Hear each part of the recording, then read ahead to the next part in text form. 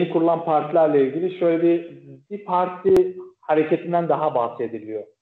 Ama daha isimler belli değil. Daha isimler belli değil. Ne olacağı belli değil ama böyle iddialar var. Ben de bu yönde duyumlar alıyorum ama tam olarak teyit edemediğim için ve kaynaklarım da daha bunu kamuoyuna açıklama ihtiyacını hissetmedikleri için ben de anlatmıyorum ama öyle de bir Kürt partisi de kurulabilir. Daha merkezi siyasete oynayacak, biraz muhafazakar, biraz İslami bir tonu olan, biraz daha demokrat, Peki liberal.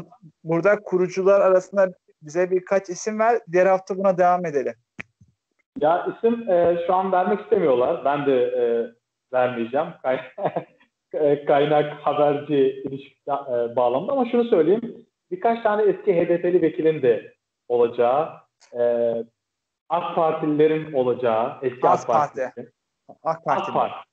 Evet, AK Parti siyaset yapmış Kürt şahsiyetlerin de olacağı bir parti kurma hazırlığı ya da böyle bir süreç var. Bakalım, izleyeceğiz. Neler olacak? Aslında en önemli konuyu en sona bırakmışsın. Bizi de merak içerisine bıraktın. Evet,